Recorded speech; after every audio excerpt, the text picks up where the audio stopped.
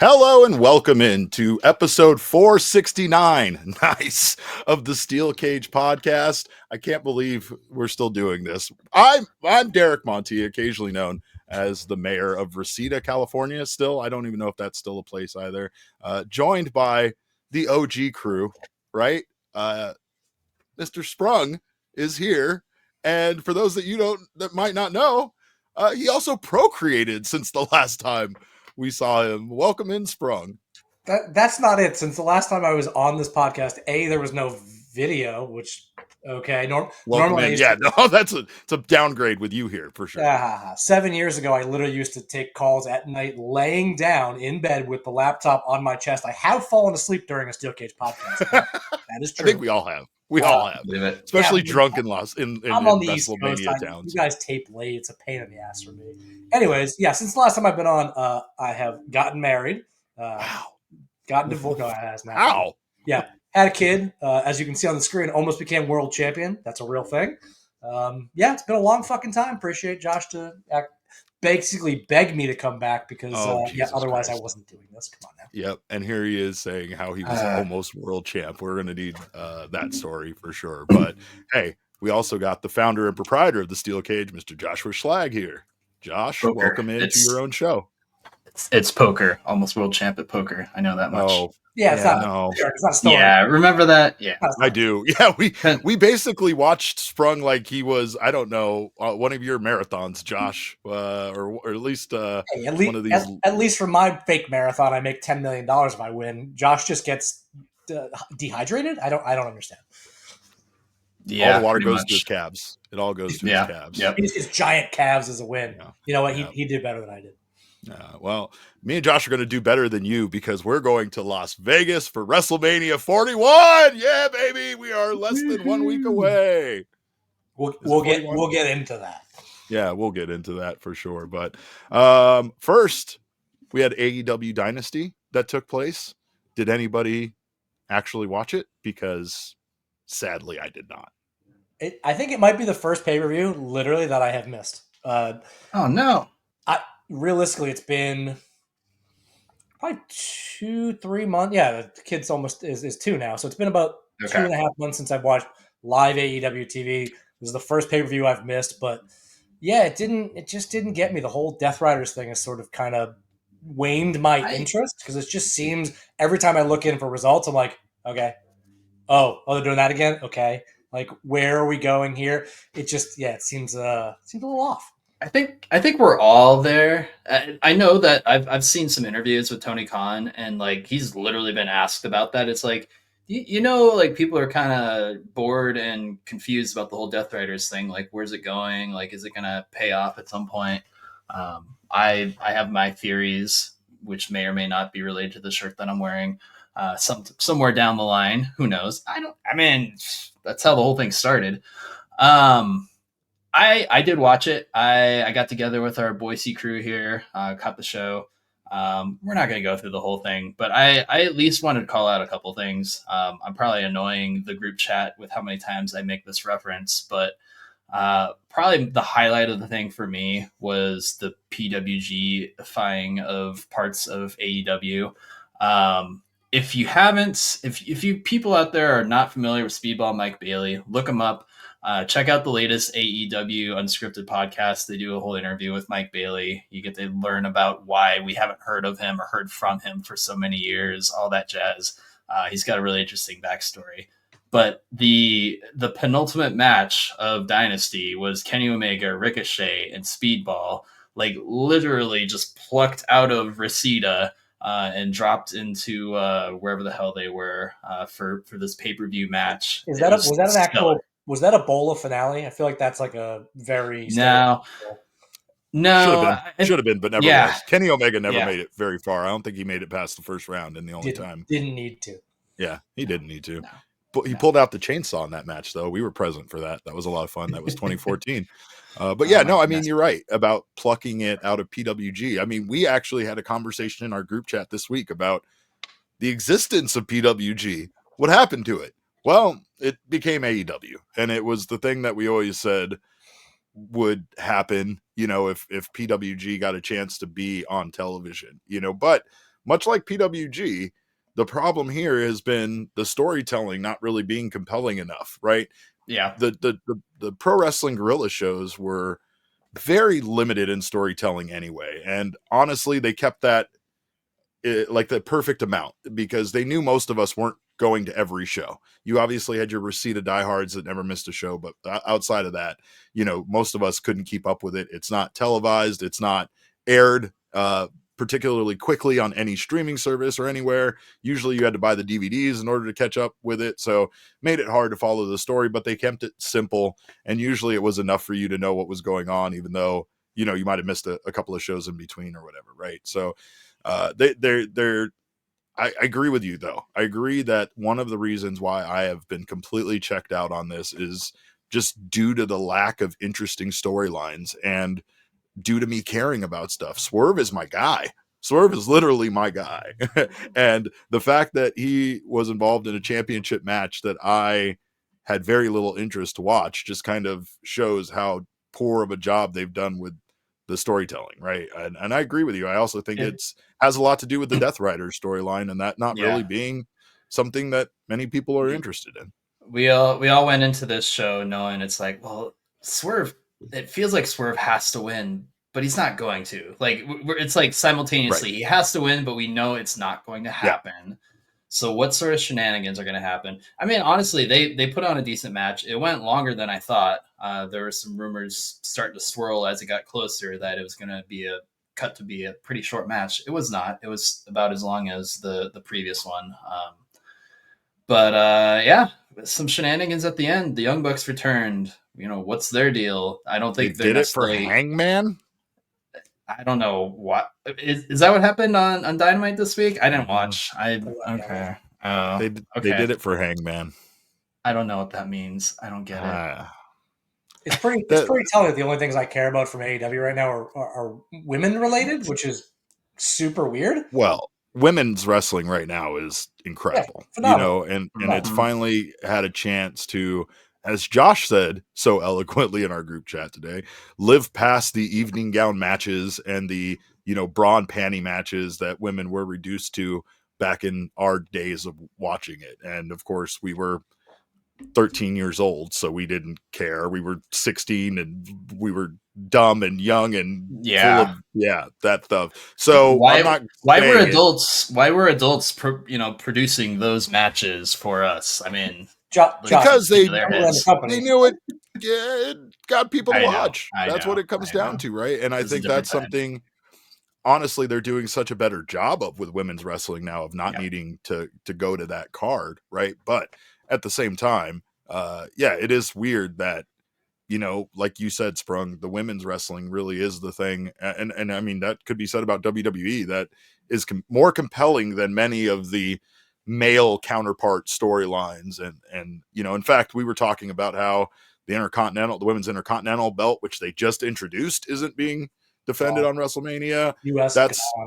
Yeah, and I mean, Lyra has not been a very exciting champion, so it has a lot, I'm sure, to do with that. But it's still a brand new championship, right? Like, I would think at WrestleMania, it would be important to highlight that as a champion. Chelsea Green, also not on the card as well. So, and that's different because that's been entirely fun to watch. So, again, that seems like a miss there. But in regards to AEW, I'm just happy that they've replaced bra and panties matches with hardcore matches, blood, like treating them like wrestlers. Like, stop giving them their own gimmicks. They don't need their own gimmicks. They need normal matches, normal stories.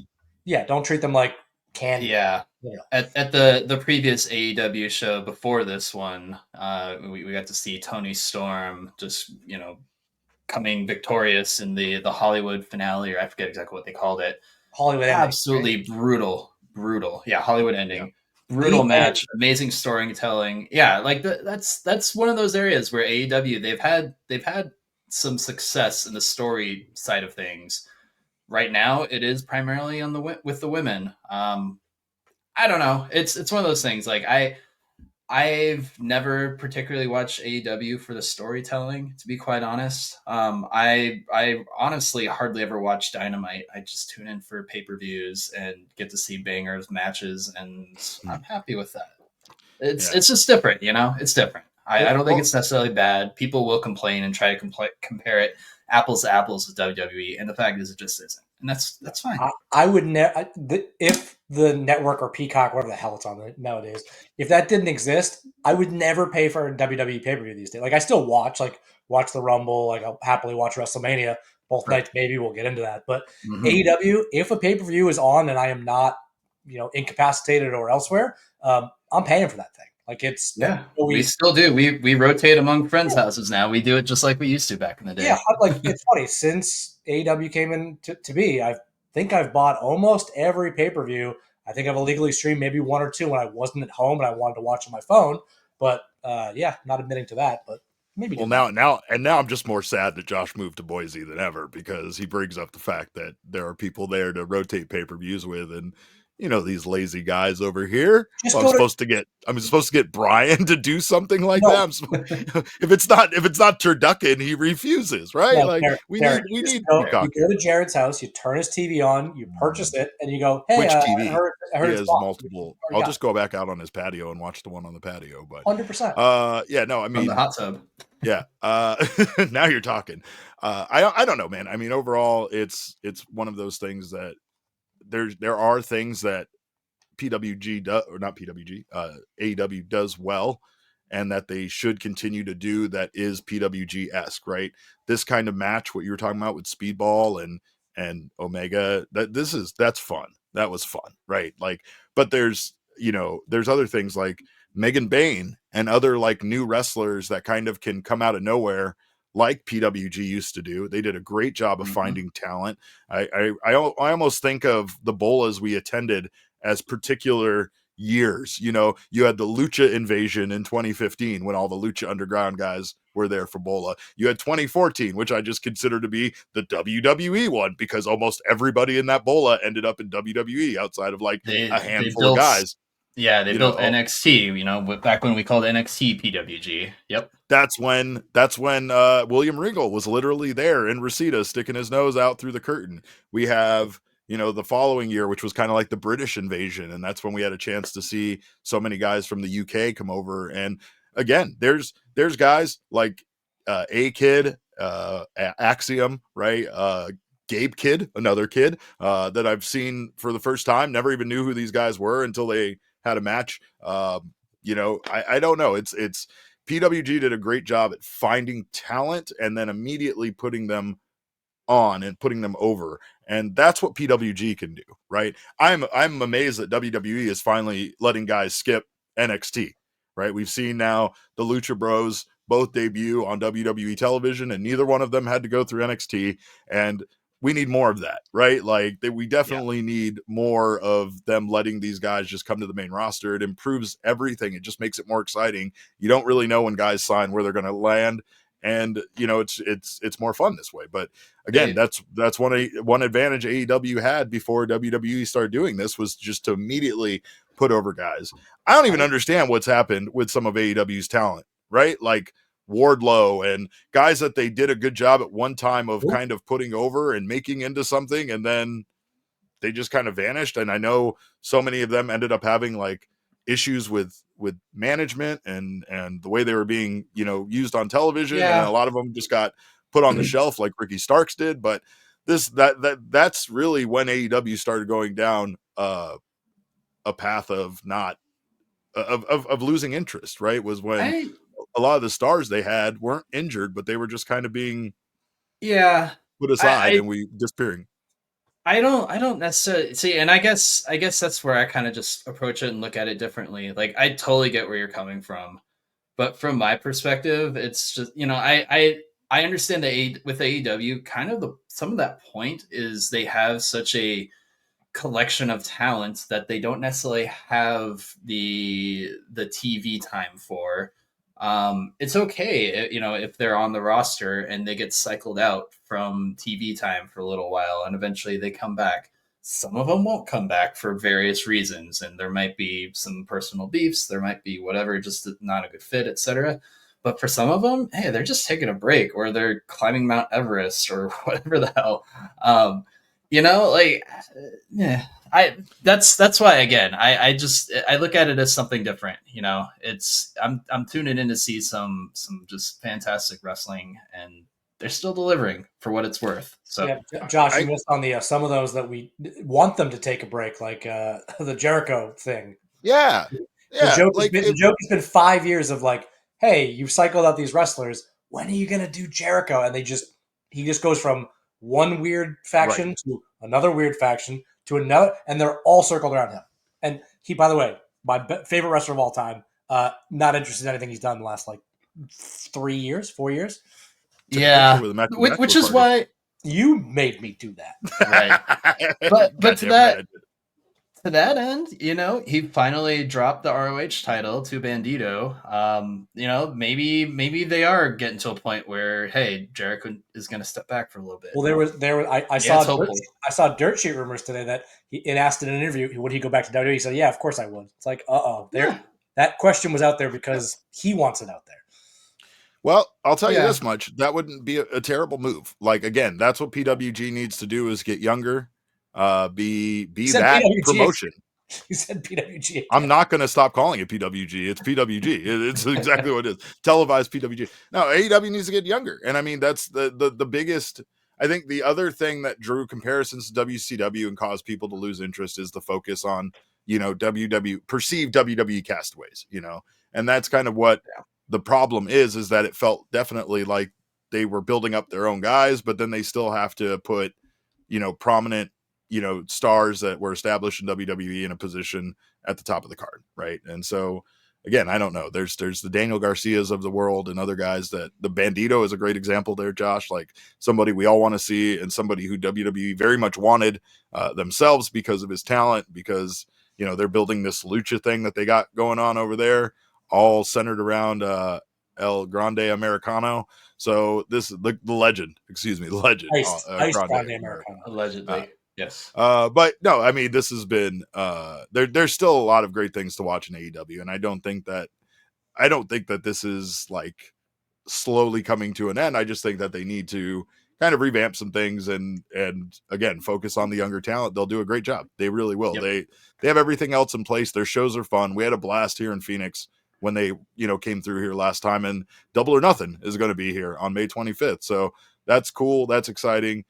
And again, it's just a matter of, AEW doesn't really have that, I don't know, that good storyline right now that compels you to watch. That's really what they kind of move through stuff pretty fast. And that might, be a part of the problem. But the Swerve Hangman storyline, hey, I still love that. And the fact that they did try to tie this Young Buck situation to that is at least again, continuing one of the best rivalries in pro wrestling. I'll have to be convinced. I think we can catch up on that by the time the next AEW show comes around. We'll talk about that in another month or so. But there's one more than one podcast. This happens like multiple times. Not really. Every now and then, Yeah. It's the first time I've been asked in like 10 years, man. It's been a while. As the wind blows. Yeah, I know, right? That shirt's pretty old that you're wearing. We got a new logo. Literally is from 14 years ago? 13 years ago? Oh, gross. Yeah, I believe it. This is the original run of these shirts. That's gross. Yeah, wow. That's gross. Hey, it goes through the wash. Jesus. No, I know. That's cool. Surprised it's still hanging on. I'm surprised it hasn't turned into dust yet. I want to promote whoever made this shirt. Jesus, the quality is like Pro Wrestling Tees needs to like dig up this formula and just make all of these. Well, we do have the WrestleMania card to talk about. That is a week away, and we now have, courtesy of the Wrestler Observer newsletter, the actual card, which matches are going to take place on which night. We don't know if this is the order. In theory. Well, no, Josh. Vince McMahon's not involved, so there's not going to be 17 switches between now and Saturday. If this that's came probably, up, they said that's Vince probably true. Yeah, they just go. I feel pretty good about talking about this as the likely card. It's interesting. So we have it split between night 1 and night 2. Before we get into it, Josh, what are your initial thoughts as far as the way they split it up? Because Obviously, there's a balance to take place. Do you think that they did a good job at providing enough solid matches for each night that would, split equally, or do you feel like one night's heavier than the other? Honestly, to Sprung's point, for those who are watching the video, a lot of head nodding at that second part of the question. That was my gut reaction when I saw this. I'm like, holy crap! Night 2 seems like it's stacked by comparison, and I still ultimately feel that way. If I had tickets to night 1 and I didn't have tickets to night 2, I'd be kicking myself right now. It's a good way to put it. We have tickets to none of it. We're not. We're going to Las Vegas without even maybe going to WrestleMania, which might be the best way to watch WrestleMania. The best way to watch WrestleMania might be to do it like we are at Stadium Swim at Circa on a giant TV while laying in a pool drinking frosty drinks. I don't know, with a little umbrella in it. That might be. Give me a pina colada, baby. Yeah. I find that, especially when we were talking about the price of the tickets, that like at one point the last row in Allegiant Stadium was $600. Out. I have no desire to sit in nosebleed seats, spend that much money, and see the ring be the size of a little tiny, for square. Sure. For that amount of money, no. Like we would just be paying in to be a part of the atmosphere, and if we can do that for a fraction of that cost, maybe, perhaps, we'll see. We're going to take a bath on these tickets, Josh. Oh yeah, as they should. It's an interesting pricing model and strategy that WWE has going on. Not unlike what they're probably doing with like airlines. Adam Hess could go probably work for TKO and figure out how to price WWE tickets, because they're going to jack them up for all the people who are willing to pay a lot of money and guarantee their seats, and then it's going to come down for people like us who are just we don't care, we just want to get in the door. Well, there's a variety of factors here, right? Like Allegiant Stadium is already they're not using all the seats. There was already sections of the stadium that they were blocking off and not utilizing, and it's not just because of the stage. So last time I looked, which was about 2 weeks ago, there was 5,000 tickets still available basically for both nights, for each night.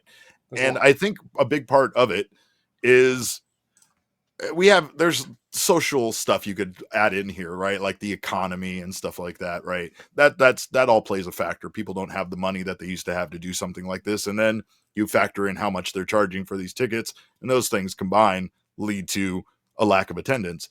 I really think though, like when we talk about this, I've had a lot of conversations with friends that are going to be in town in Las Vegas for this, and the majority of them are not going to WrestleMania. And part of the reason why is because there's other stuff to do. We talked about Stadium Swim. I know the Palms, where a lot of the collective show or all the collective shows are going to take place, is having like a WrestleMania thing, and they're having a bunch of wrestlers out poolside hanging out watching the show. So again, if a desire is to go be around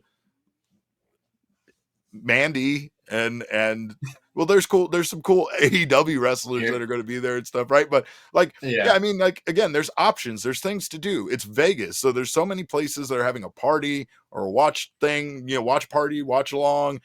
That it's the alternatives are there. I think again, when a lot of people stop to ask themselves that question, like I would rather watch it poolside at the Palms with a bunch of the wrestlers hanging out with us rather than sitting in nosebleed seats and never even getting close enough to see one of them in real life.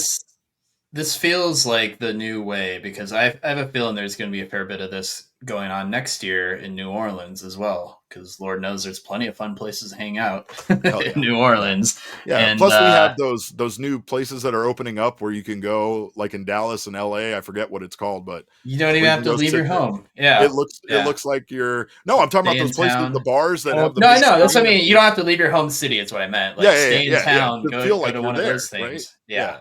Oh no, we're going to New Orleans. This is not a question. That's absolutely the one stop on the WrestleMania circuit I'm not missing. It's just because honestly, with this international tour and some of the talk, right, it seems like likely that maybe the following WrestleMania might take place overseas, and that we might not have as many options here in the United States to go watch it. I'm still down to fly internationally and go watch it somewhere else. I think that would be rad. That's going to be awful. You don't want to go. Yeah. Well, okay. Well, we know a guy there that we can crash with maybe. So maybe that's it. But talking about this card though, hold on, it's a good thing you have the ticket wizard on the call. Like I'm watching the numbers live. It's no longer $600 for the last row. Literally, you can get under $200 seats on Ticketmaster currently. That's wild.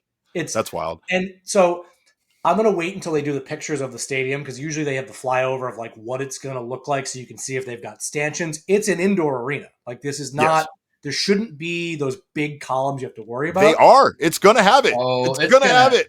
Are you 100%? Have it. Have you seen They put it there just to put it there. They want to block our views, Sprung. You know it. Yes. Okay. If you're going to a football stadium to watch pro wrestling and you're not sitting relatively close to the ring, just plan on watching, the jumbo screens that they have installed at the stadium. Well, the only reason I ask is there's a lot of limited view tickets that, based on the stadium, the way I'm looking at it, wouldn't be normally obstructed. So I would spend the $200, get a limited view, and then just figure it out because, as everybody on this call knows, you can figure it out, wink, wink, without putting up public information. Shut up. Stop giving away our secrets. I'm not going to say too much. Hey, has anybody else on this call almost been arrested at WrestleMania? Oh, it's just me? Okay, good. Yeah, just you. Just you.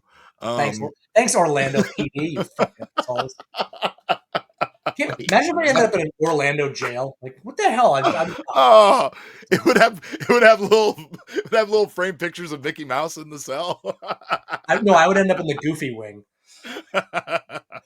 Oh man. Yeah, no, going back to the card though. Yeah, you're right, Josh. If I had tickets for night 1 and not for night 2, I would be kicking myself right about now. And it's not to say night 1 doesn't have plenty of good matches, but it does lack a little bit of, I think, and honestly, I'm going to say it. John Cena versus Cody is the best thing, right? Like that is the draw for Mania. Everybody wants to see. It's the thing we have no idea. Like, feels very much like John Cena is going to win the title. However, he said he was going to like retire with the championship if he does. And like, there's a lot of things that make me think like, yeah, maybe he's not. But like, I do want to put Ric Flair away, and I do want John Cena to have that sole title of how many championships he's won. But like, what I feel like no matter whatever night didn't end up with Cena and Cody was already going to be kind of, up against it. Right. So like you almost needed to stack night 1 a little heavier with the other matches in order for it to balance out just due to the gravity of that one match. Right. And that's why going back to what we were just talking about with AEW, like I watch AEW for, the matches, the action, the fun wrestling in ring. I kind of had like, that GIF or GIF, if you prefer, of I call her kombucha girl, where she's tasting that kombucha and her initial reaction is like, ugh, and then she's like, oh, it's not bad. Okay, I kind of like it. Yeah, all right. So that's kind of how I feel about looking at night 1 of WrestleMania. At first, I was like, I don't know about that, but then I was like, you know what? Some of those matches could be really fun. Yeah. I mean, like the New Day always kills it. Putting them up against the likes of the War Raiders, like that should be a banger. They're not gonna. I don't feel like they're gonna hold back, especially with the way the New Day is. They're trying to really build up their heel run here, and so far they haven't really like dropped the ball when it comes to their week to week matches. It feels like they need the titles, though. It really does. Like at some point, yeah. Right. And I mean, again, it's just the fact that they have been, I don't know, like a little bit stale with the story. And like, it just needs to take, some sort of more evil turn, right? Like they need to get very vicious, I think, in this match and go for the jugular. Even if they don't win the titles, it needs to be like, not the old New Day, right? Like they need to be a little dastardly here. But yeah, you're right. Like looking down at the card, there are a lot of fun matches. And in fact, I'm kind of bummed out to miss some of these. If I should go to WrestleMania again, which we have no idea. You're going to WrestleMania. Stop. Okay. When I end up at one of the nights and it's inevitably night 2, I'm going to be sad to miss out on Jade Cargill versus Naomi. LA Knight versus Jacob Fatu and Tiffany Stratton versus Charlotte Flair. That match is going to be a goddamn mess. And there's no way that those two women aren't going to injure each other in that match. There's going to be tension in the air for that one. My goodness. Yeah. Right? All I can think about, guys, is that like how many times I've been backstage at a wrestling show and seen the two people that were like promoing against each other that people thought were like really like hate each other, right? Like come backstage and like high five and hug and laugh about how well their little promo battle just went, right? So like as much as that Tiffany Stratton Charlotte situation has gotten like attention and really looked like they were shooting on each other and not working, brother. And I just still in my head think about them going backstage and be like, haha, we got him, and like high-fiving, you know. But I don't know because it very much does not look like that. When you say something like, why is your boyfriend in my DMs right now? Like that shit felt unscripted. Even if that's the case, like it goes back to some of the stuff like Matt Hardy and Edge and all that. Like there's something that feels like it might even be a little bit real there. In this case, maybe it is. But from a professional standpoint, like they understand that, hey, regardless of what's going on personally between them, it's working. Let's use it. And that kind of is what it feels like to me as an outsider. Well, John, you don't even have to go back that far. You have a very recent example of this in Thunder Rosa, Britt Baker. They fucking hated each other. Like there was the whole like Thunder Rosa was sandbagging people and like doing shit that you could very visibly see on TV was a shoot. She was being real shitty.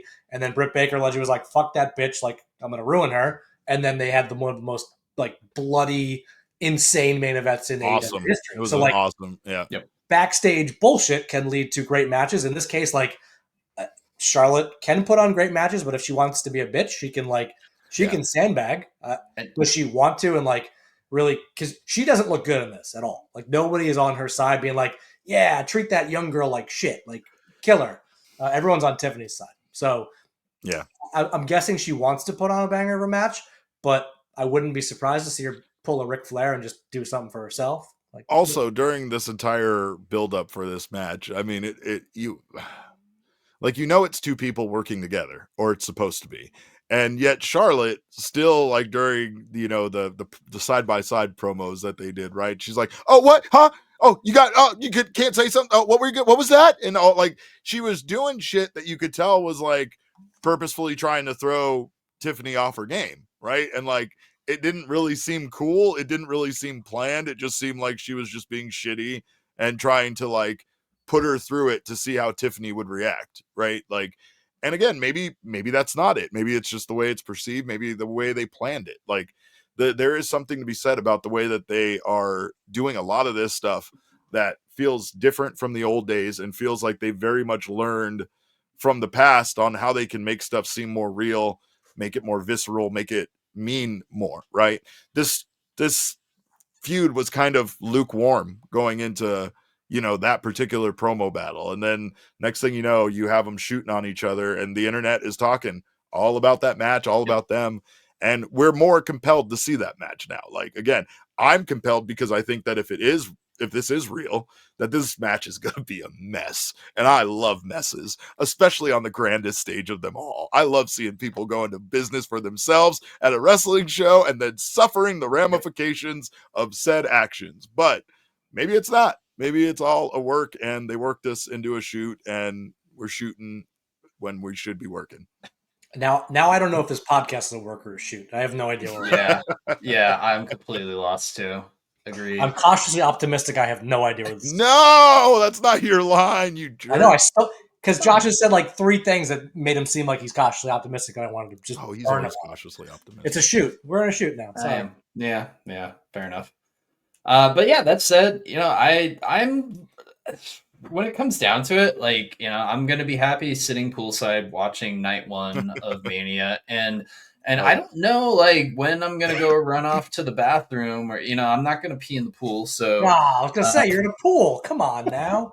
Hey, no, that's not what you do. Circa literally has written in their rules, you're allowed to pee in this pool as long as you pay X amount. I don't know what the amount is. It's a $15 resort fee, I believe. $15 urination tax per person. Goodness. Yeah, but looking more at this card, there's a couple of matches that are stinkers on the Monday on the night 1 card, and it's not to say night 2 doesn't have a couple. I would say, right, like let me just run through the matches that I don't care to see. Sure. I don't care to see at WrestleMania. Are we running through the whole card because we're talking about something that probably most people haven't seen at this point? Like it's in our chats. So night 1's card has, as I said, War Raiders New Day.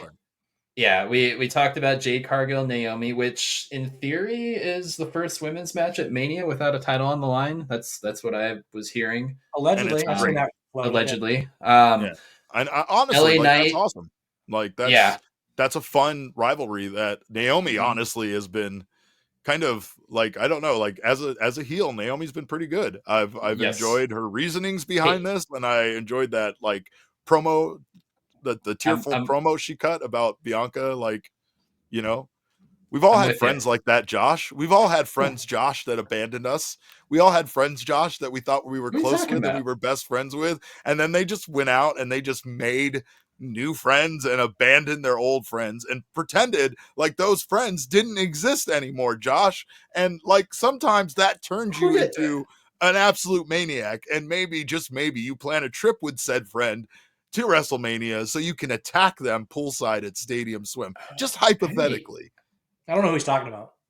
Yeah, I don't know who's doing the attacking. But yeah, Cargill versus Naomi. And Naomi. I might attack you. So hey, I'm just trying to run down the card real quick, and we'll do the same thing for night 2. We have the United States Championship, LA Knight and Jacob Fatu. The Women's Championship, Tiffany Stratton, Charlotte Flair, as we said. Rey Mysterio versus El Grande Americano. I'm kind of interested, but I still hate this whole El Grande Americano. The World Heavyweight It's going to be fun with the lucha stuff that they're doing, right? Like, there's a lot of lucha guys there now, and we'll see. We'll see. Jey Uso, doing his Royal Rumble win, cashing in against Gunther, and then probably the main event, just because it's like all the top stars: Seth Rollins, Roman Reigns, and CM Punk in a triple. Well, I was at the contract. They hate each other.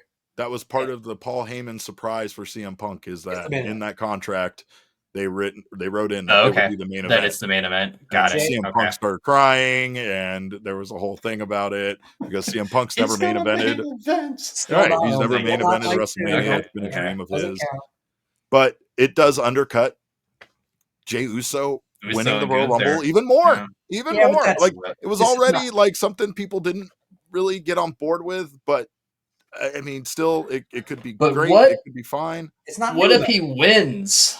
He's going to win 100%. He's scheduled for the WrestleMania after party on Saturday night. Wouldn't that be the man of honor? Funny if dejected Jey Uso shows up to the official WWE After Dark after party. Gunther also shows up just to punk him there and be like, "Yeah, I'm your real champion." Jay is contractually obligated to stay there, so he's just like drinking whiskey from the bottle. Sad. No, Derek, you know where Gunther's going to be at Hofbrauhaus getting his ass hit with a paddle. Hell yeah. Hell yeah. He's going to be taking turns, and then he's going to start hitting people. Swats. No, Josh, that would be quite literally attempted murder. That's not allowed. Not allowed. It's just him hitting your chest would actually cave it in. So we're not down for that kind of violence here. Okay, fair enough. On Derek. The other aspect we have here in regards to the main event is that we still do not know what CM Punk's favor from Paul Heyman. Yes, it did. It already came out. What was it? He's in his corner. Oh, he's in his corner. Yeah, which the whole thing is like, oh, okay. What the fuck does that? Everyone, I've seen like speculation on like what that could actually mean. It would be hilarious if you went from Roman's corner to Punk's corner and then screws them both over just for absolute chaos, just for no reason. Turns out he's really with Seth Rollins. And no, it just turns out he just hates everybody. He took the most money because, for sure. That's the drama element. Besides the drama between those three is figuring out what the hell Paul Heyman's doing. Okay. Couldn't believe it wasn't for something bigger than that.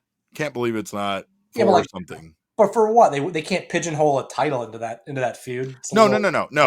I wait for and I guess for actual possession of Paul Heyman, like save put Paul Heyman. Put him in a Shark Tank. Put him in a Paul cage. Heyman on a pole. Paul Heyman on the pole match. There you go. Fantastic. It's Judy Bagwell all over again. Yes. Love it. Our favorite gimmick.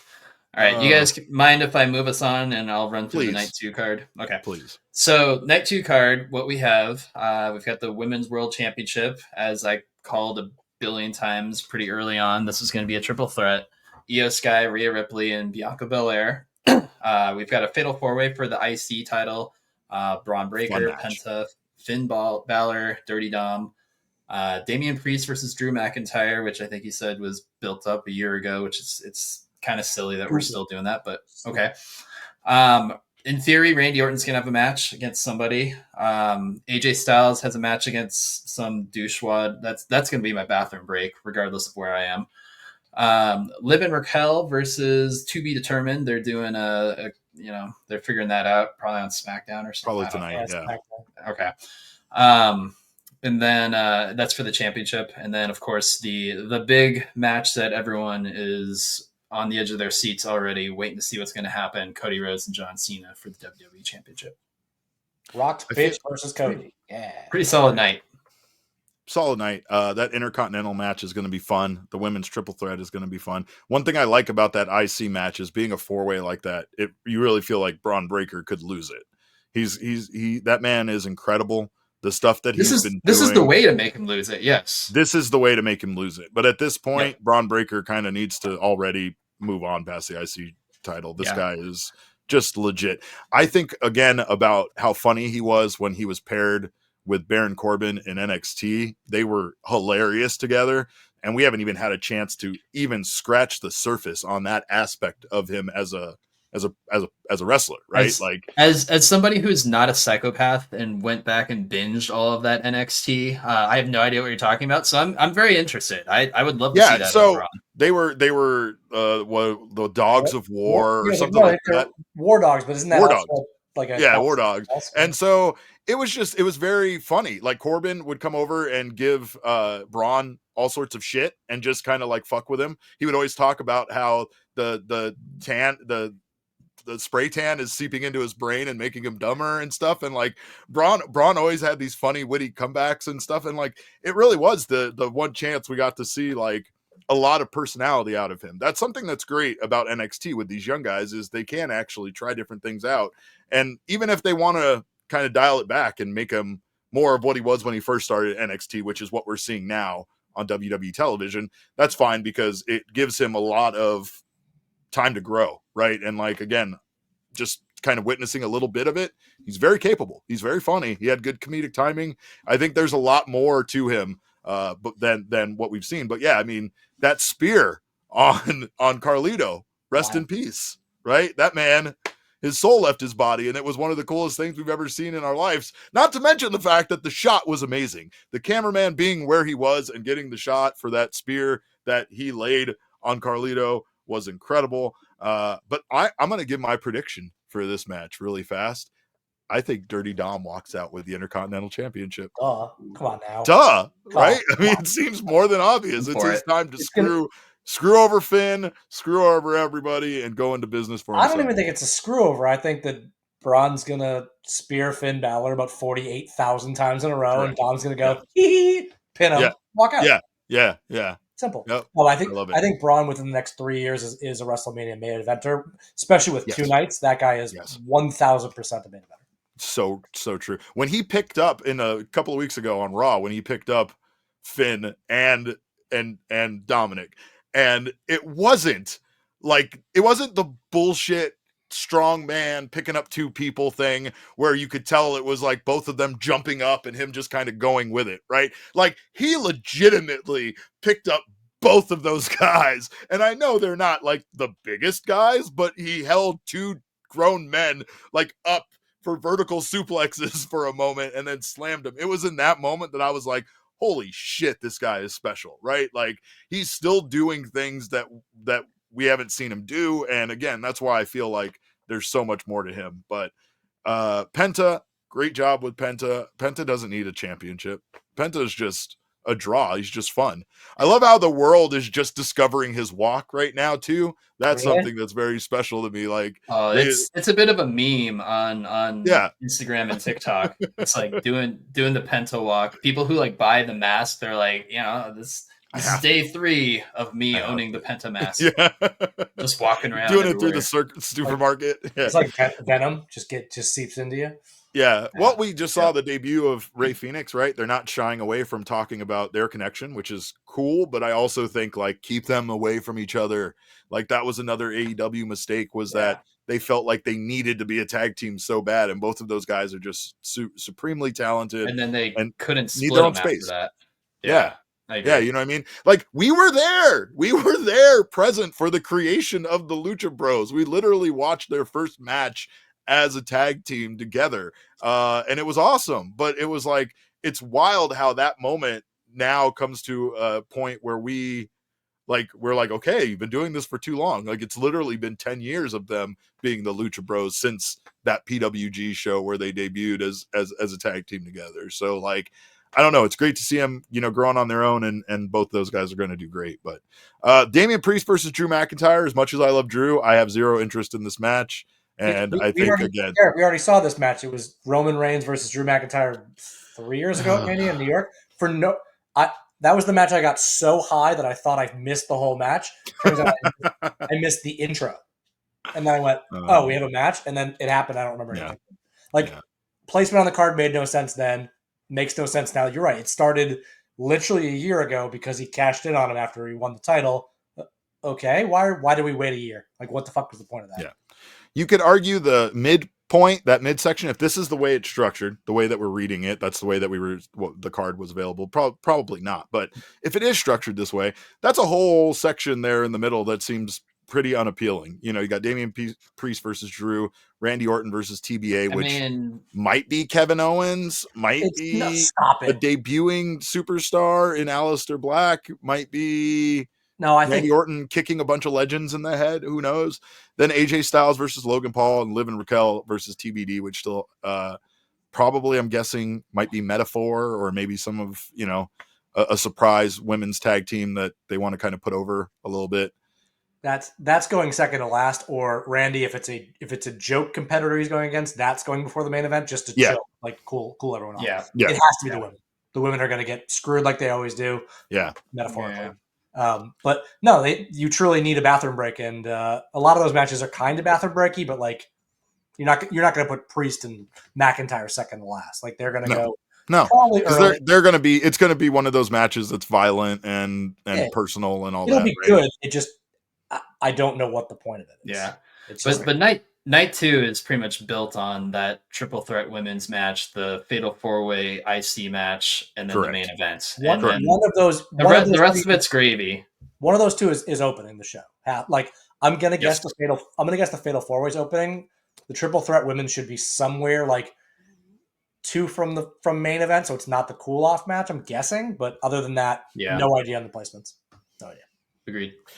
Well, John Cena has done a good job of being exactly what he needed to be, because every time he says stuff, I love it. Cody's retorts have been great. The at least they never chanted "You can't wrestle at me" was one of the greatest disses I've ever seen. It got really personal, and I feel like that was exactly where it needed to be. And like John Cena running all of this shit down like he's had a notepad on him his entire life is crazy. And I love it. He's like, oh, remember on May 13th, 2016, when you drove me to McDonald's and I told you how one of the keys to wrestling was wearing suits and getting neck tattoos like a dummy, that kind of shit. It was great. I don't doubt that he keeps the notes app on his phone, and it's exactly cataloged like that. Yeah. Yes. It's exactly the sort of thing that guy would do. It's the Ryan gif from The Office where he is adding you to the notepad. Well, if you've seen Total Bellows, like we all have, I'm sure, I believe that version of John Cena is the real John Cena, and you can't convince me otherwise. The super cut of Cena being a heel on Total Divas is amazing. Yeah, him being like, Nikki, I can't believe you put the food there. That doesn't go there. Why did you cook me dinner? We don't do that. Like, that shit still lives with me because it was so funny and out of character that I believe it's real. Like, it just had to be. Well, like when he gives that stare, right? When he screwed over Cody, the 10,000-yard stare, right? Like that was like it was real John Cena coming online. You know what I mean? That's the same look that eventually led to the divorce, right? Yeah. Yes. Or the breakup. They never got. Here's my biggest question for this match: how does John Cena wrestle? We haven't seen him wrestle as a heel in a very long time. Like, does he do the Cena shit, or does he wrestle like 5 moves of doom? Oh, well, no, I want him to do it like hilariously, be like, ham it up, like be a complete fuckface. Yeah, exactly. Like, go Hulk Hogan brother on it. Like, for sure. Minus the racism. I think he knows exactly how to do it. Like, he's been owning like his entrances, and he coming out wearing all the ridiculous shit. He knows exactly what he's doing. It's working so perfectly. And like, me as a wrestling fan, I watch it and I love seeing what he's doing. But at the same time, like, I don't know, it's kind of like making me feel the things I felt as a child watching wrestling, where I'm like, boo this guy. Like, I don't know. I was watching the finale of White Lotus the other night, and they did like a little preview of, hey, here's all the other stuff in HBO, so please don't cancel your subscription. And one of those things was, the John Cena show is coming back, and he kept popping up. I was like, oh yeah, John Cena, that's right. Okay. I had to like remind myself that I actually liked him on that show. That's where I'm at right now. Still real to you, Josh. Yeah, it's still real to sometimes all of us. A little bit. Well, let's do some predictions for this match. Does John Cena win the championship, or is this all for naught? 1,000,000%. Yes, he has to, right? I think so. This is going into the story of his final year. It's, he's gonna have his reign of terror of the WWE at least until SummerSlam. I don't know if it's either gonna go to SummerSlam or Survivor Series, and then there's gonna be some sort of other interesting twist. I don't know what it's going to be, but I'm interested and I'm excited to see him probably bring back the spinner belt out of spite. You just made me think. Well, I thought of it before, but I'm putting the pieces together.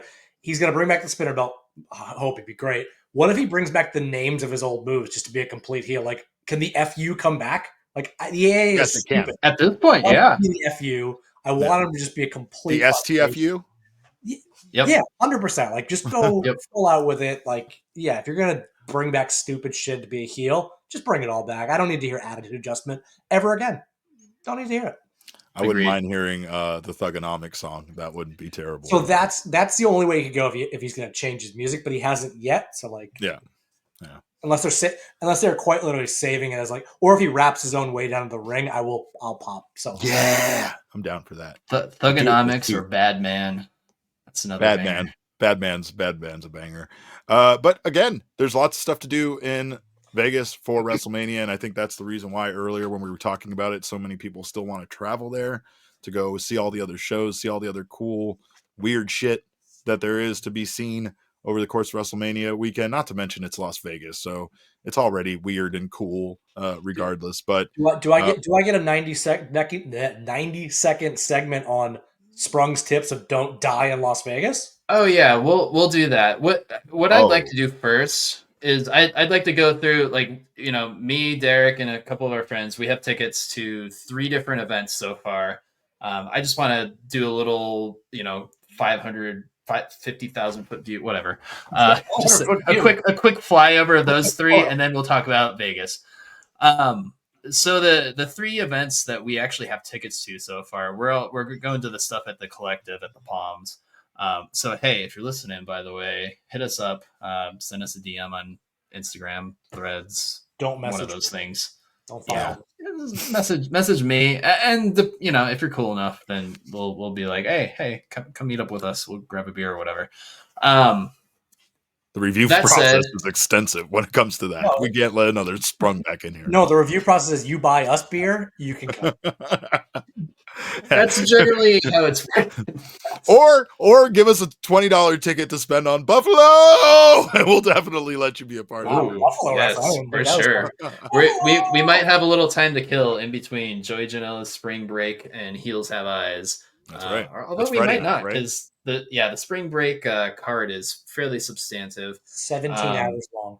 Yeah, that show starts at 7:00, I believe, and then Ends at midnight? Heels Have Eyes starts at like midnight or something. Yeah, I know, right? Yeah.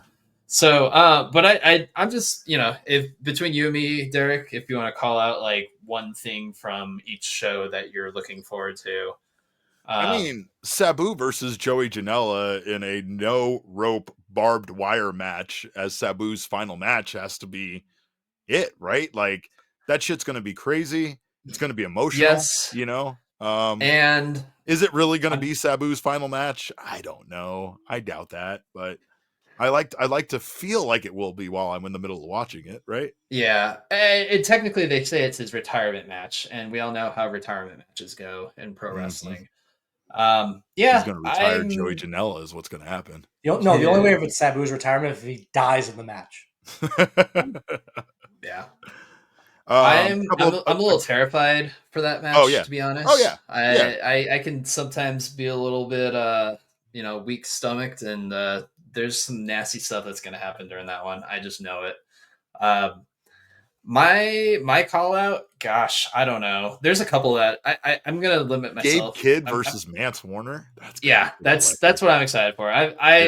For those who listened a few episodes back know how much I gushed about Gabe Kidd. I first was introduced to him watching Wrestle Kingdom this year, and I'm excited to see him in person. I'm also excited to see Megan Bayne, who a lot of us think should have won the championship at the last AEW show. Haas fight! Yeah. Haas fight! This is going to be big, meaty women slapping meat, Josh! Megan Bayne versus Bozilla. Big, meaty. That's a good way to put it. Yes, that's exactly what's going to happen.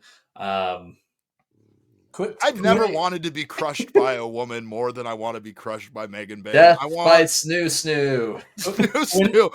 Oh, I know one person that's listening that's going to be very upset that you used that reference. I just mean more. I want her to stomp my head in until I cease to exist. That's all. I just want. Coincidentally, if you want to die by her hands or Stephanie McCare's hands. That's it. The dream would be for both of them to kill me while they fought each other, but we're not going to get that match, right? So for the most part, sorry, I have a bulldog underneath me snorting. If that's not me farting, and I'm gonna prove it too. I mean, he's right here. I'm not gonna. For those of you watching on, you can see that, but you got right up in front of the mic. Good job. Yeah, right in front of the mic. Here's a plug. No, but we do have that match to very much look forward to. And my God, Megan Bayne, just an amazing. I mean, overall specimen of a pro wrestler. What's her gear budget, you think? It's outrageous, right? Those hats are pretty intricate. The Megasys? She makes it all herself too. Does she really? It's pretty impressive. Talented. Yep. Tariffs, woman of man. many talents. All right, so after I don't know how does Joey Janela do it? He can't keep getting away with it, right? He can't keep getting away with this. Derek, he has a 4-foot wiener. Like, come on. He has to. It is. I don't know. You know what it reminds me of? There was a joke on Family Guy where they were talking about why can't I think of his name from SNL that dates all the hot chicks? Oh, Fred Armisen. Pete Davidson. No. Pete Davidson. Yeah. And they were saying, like, how Pete Davidson gets all those women? And they cut to actual Pete Davidson and he goes, I just text back promptly. That's it. I just text back promptly. Yeah, that's a talk. I feel like that would be Joey Janela's secret. I just text back. Yeah. That's it. Good communicator. Women love the taste of cigarettes and Percocet. All right, so after that show, we've got a late night. We're not getting back to our hotels until like 3 or 4 in the morning because we're going to another wrestling show. Heels Have Eyes. It's going to be a good one. I wasn't sure. I was like, I feel like I'm being peer pressured into buying these tickets, but let's do it. They've been announcing the card over this week, and it's been awesome. It's been incredible. It's gonna be fun. Like there's Mustafa guys Ali versus Trevor Lee versus Leon Slater. It's electric, man. Yeah, that's good. Those 3 are gonna kill it. That's going to be, another PWG type of throwback, I feel like. They announced that the Hardys are defending the 4th Road Tag Team Championship. They have not announced who their opponent is. It's probably going to be a surprise night of. Speculate all you want. That's fun. I don't know. Could we have the Hurt Business coming in? No, I heard it's Dusto Bunny and the ramen thing. Yes. I don't know. Kaiju will live forever. Old school midnight wrestling. That's what they used to do. They used to throw kaiju wrestling at us, and now we have like some legitimate West Side. No, I would prefer kaiju. That shit at like what was it, 1 a.m. in Dallas was one of my favorite parts of WrestleMania. Yeah, so and to find out exactly kaijus knocking over a small big city in the ring, it was great. Yeah, we're not getting kaiju, but we're getting some ridiculous stuff on Saturday night. Is there anything you wanted to call out from the Heels Have Eyes, Derek? Zilla Fatu versus Josh Bishop in a steel cage match. That's probably going to be very, very, very violent. And then mostly, that Mustafa Ali, Trevor Lee, Leon Slater match. That's going to be cool. That's the one. The Hardys, though, that one, that's exciting to have that be something, a surprise, right? Like to have tickets and not know what's going to happen is really cool. But then we have on Saturday night the most ridiculous event that will occur all weekend long, and that is spring break clusterfuck forever.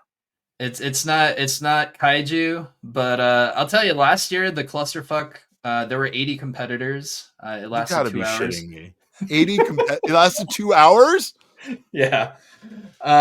There's a rumor that this year there will be a scramble style steel cage match as well as the clusterfuck. They have to get into this. I have no idea. I have no. They have to climb into it. Don't ask questions. Just show up and see what happens. The first 2 guys to successfully climb into the cage have a match. So give it to me. Yes. I'm pretty sure these are 2 separate matches that they're doing. I don't know how it's going to work, any of it. But I know it's going to be a good time. It's going to be after night 1 of WrestleMania is over. We're going to have to, find an open Starbucks and get a lot of caffeine in us and just keep the night going, I guess. I don't know. Caffeine? It's going to be fun. It's Vegas. There's better options than caffeine. Come on now. Hey. All right. Speaking of which, Josh, tell us all about Vegas, Sprung. Speaking of which, hold on. My claim to fame about Las Vegas, I lived there for 6 years when I was from 20-ish years old to about 27 years old, and I never did coke. True story. It's been done off my back before many a times. Oh my God. That's what I was referring to, Josh. You had to pay extra for that, though, I bet. Anyways, happy to give some beginner's tips for Vegas. Like I said, lived there forever. It's my job. Like Vegas is my home. Number 1 rule of Vegas: do not bring your debit card. True story. You're going to say, "Oh, I'm only going to get $200 from the casino. Play with it." It never happens that way. Don't bring your fucking debit card if you're not a seasoned professional gambler who knows what they're doing. You'll lose $10,000 and go, oops, I hate myself. I'm going to die. So that's number 1. Number 2, the first thing you should always do in Las Vegas is wrong. It's go to CVS or Walgreens, stock up on Gatorade, water, Gatorade, some power bars and stupid shit. Always take an Uber there. There's 2 on the strip. They're easily, accessible from the airport. Go there, buy a shit ton of stuff, put it in a backpack. You'll be so happy you won't spend $25 of water at the casinos. Major thing. Never walk. You guys are going to do it. You're going to regret it. Josh's calves are going to go, yeah, fuck you. I have giant calves. Everything is so much further than you think it is that you're going to die. We're not. Josh is nodding his head. No, we are not walking anywhere, Josh. I don't know what you are nodding. No. You're not going for your stupid little run on the strip. You're not doing any of that. You're I'm sure as hell not. And you're going to get some relax. You're going to get some rest, and you're going to be ready for these midnight shows. Because my God, the amount of wrestling shows that I've fallen asleep during WrestleMania weekend, I wish I had that money back in my bank account for each one of those tickets. But it's mostly because we want to be present and awake. Yeah. No, and the last one is, this is a important one. Again, if you've never been to Vegas and you're like, oh, it's pretty normal, it's just like flashy. Do not talk to anybody that talks to you unless they're wearing a wrestling shirt, because they're trying to either get you to do something or they're trying to get money from you. True story. Like, oh, a woman comes up, oh, take a picture with me. It's going to cost you $50. No questions asked.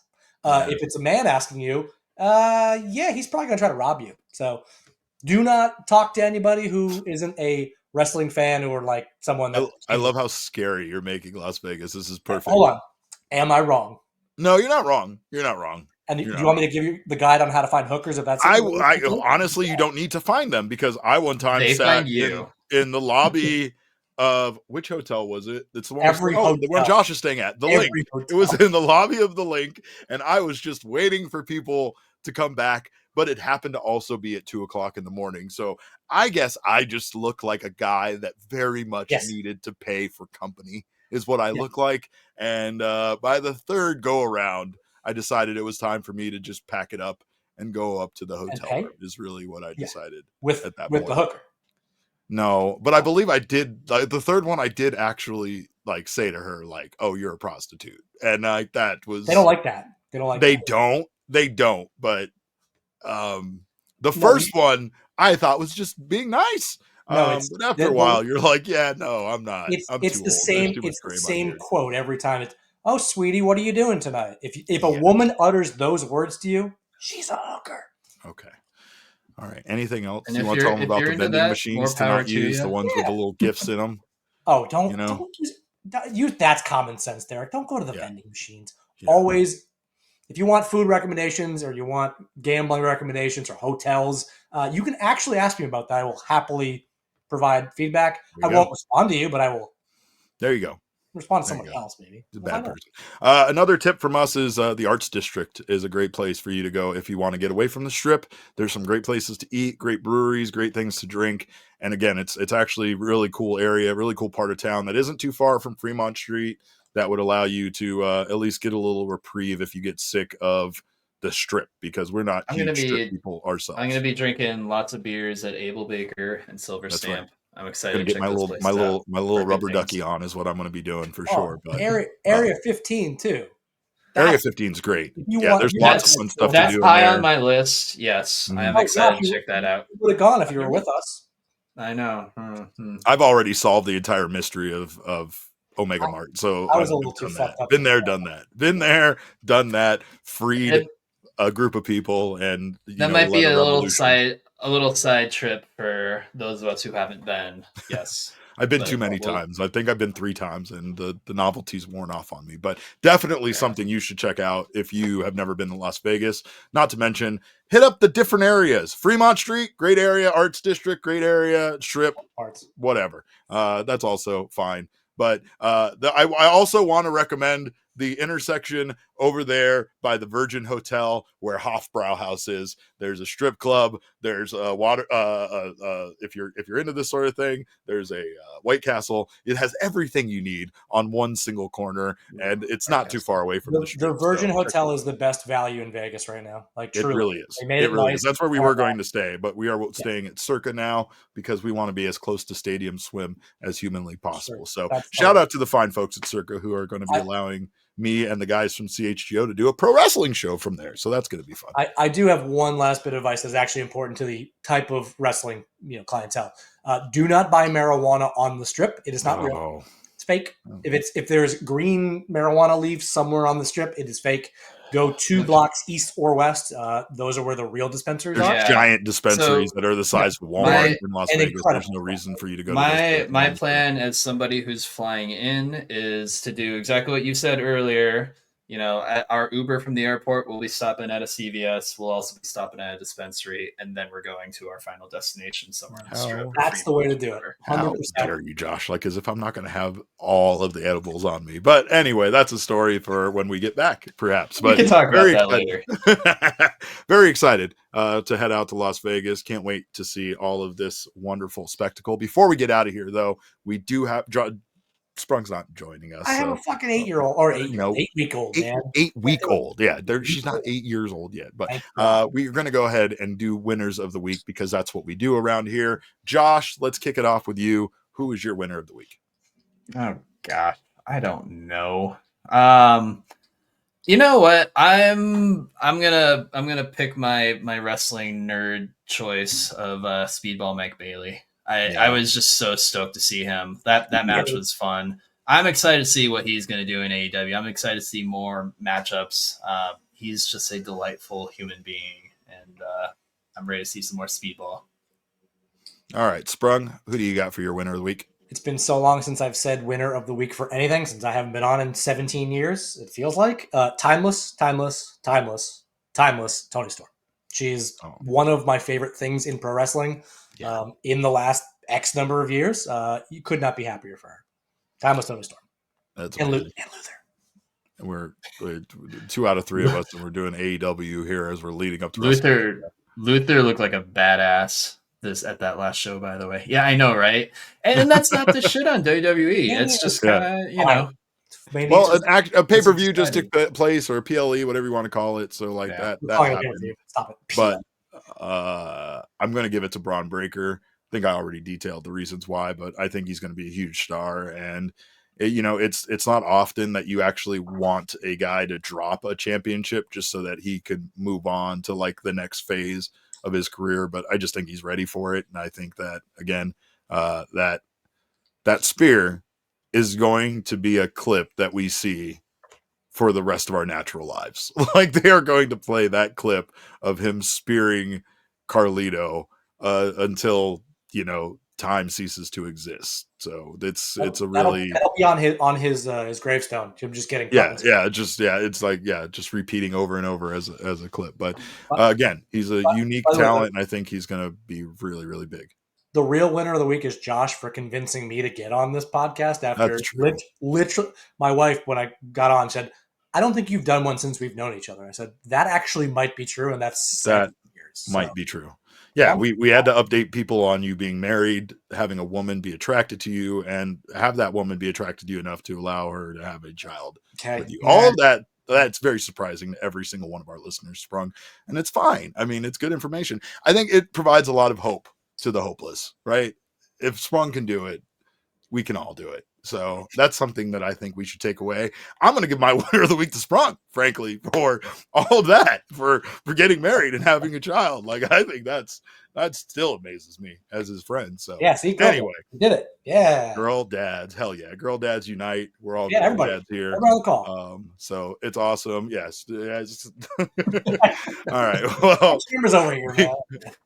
We appreciate you guys for listening. As I tend to say on the D-Backs podcast, your time is the most precious commodity you have. So thank you for spending it with us. You can follow us all on Twitter. Josh doesn't do Twitter anymore, but you can get him on other social media at Schlizag. Sprung is at JA Sprung, but he doesn't check that either.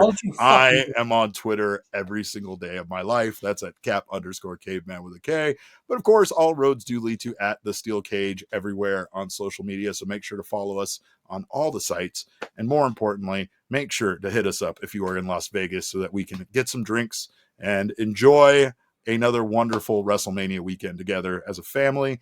We appreciate you guys again so much. We thank you for stopping by. We will see you next time, which we don't know when that will be. Maybe we'll come back with a recap of our fun WrestleMania weekend. But until then, behave yourselves. We will see you next time. And remember, kids, pro wrestling is fun, but it is so much more fun when you have so much of it to watch with your friends.